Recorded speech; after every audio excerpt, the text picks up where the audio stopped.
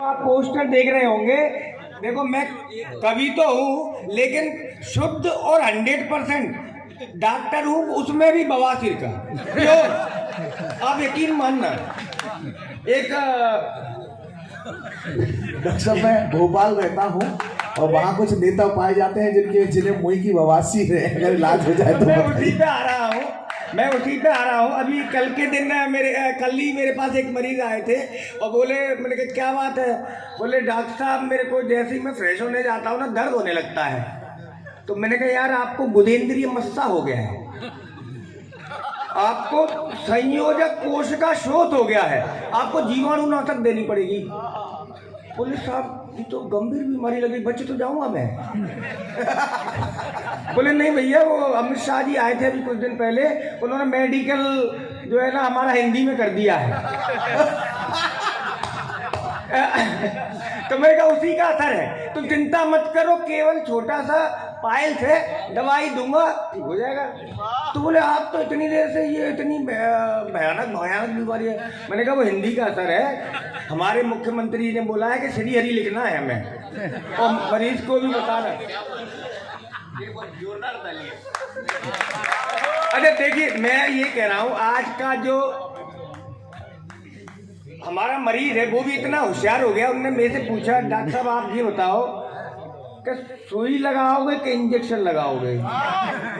मैंने कहा इसमें क्या फर्क पड़ जाएगा? बोले सुई लगाओगे तो वही करूंगा और इंजेक्शन लगाओगे तो आउच करूंगा।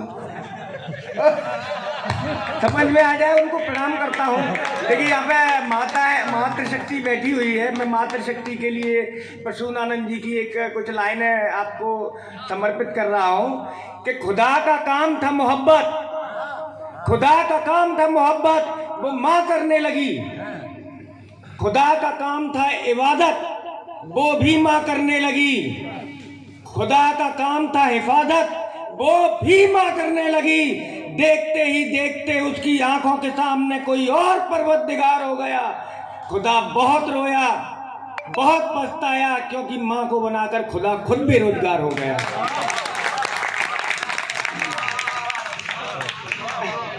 यहाँ देखो ये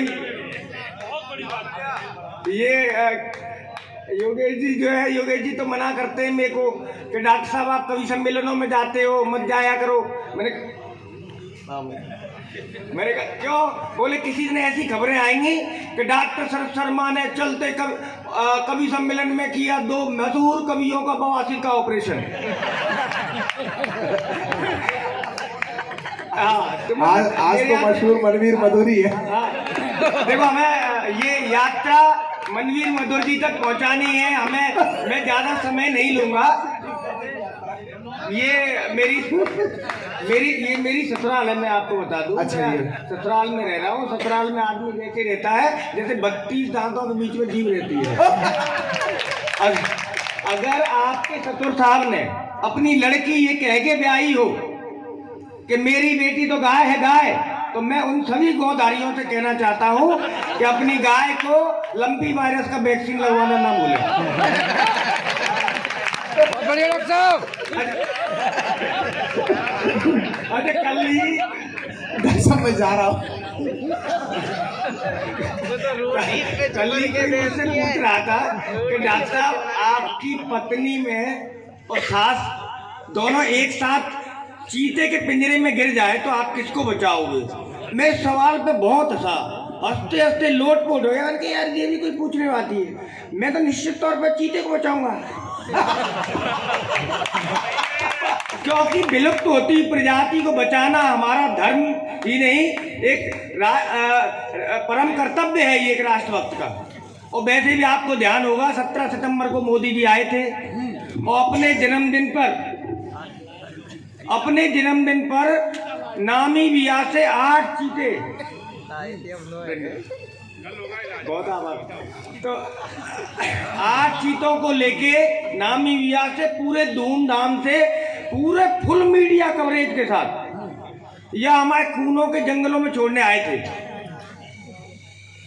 और आप यकीन मानिए कि उन इतना धूमधाम से वो कार्यक्रम था, इतना फुल मीडिया कवरेज था कि नाम ही भी आके 8 चीतें और आने के लिए तैयार हो गए।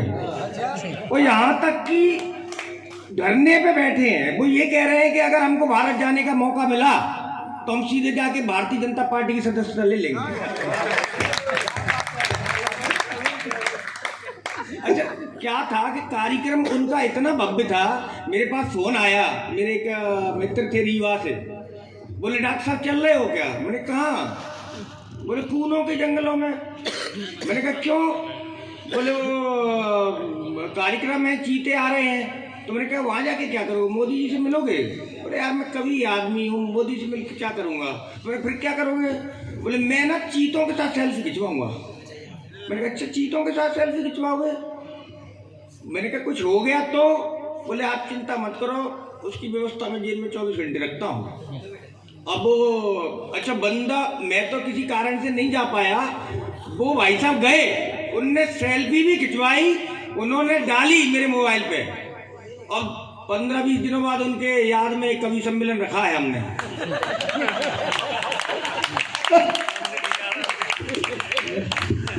यार आप मजेदार आदमी हैं। देखो मैं एलोपैथी का डॉक्टर हूँ, अभी हिंदी मीडियम करवाया उन्होंने, वो मेरी समझ में आ गया, लेकिन मुझे ऐसा लग रहा था कि जब मैं पढ़ता था मेडिकल तब 95% विद्यार्थी जो थे वो हिंदी मीडियम के थे, तब अंग्रेजी मीडियम में उसको मिस कर रहा हूँ आज। और आज की डेट में जब पूरा लगभग आप देखो 95% विद्यार्थी अंग्रेजी माध्यम से, तब हिंदी कर दिया। मैं तो मतलब अच्छा मैं एक बात बता दूं, मेरा ऐसा मानना है कि हमें अपने आयुर्वेद को आगे बढ़ाना चाहिए था, क्योंकि आप एलोपैथी में एक जांच बता दो जो हिंदी में हो, या एक दवाई ऐसी बता दो जो हिंदी में हो, मैं उसका विरोध नहीं कर रहा हूँ, लेकिन पहले हमें और भी हमको अपने आयुर्वेद को आगे बढ़ाना था। लेकिन इन सब के अलावा मेरे को एक पैथी बहुत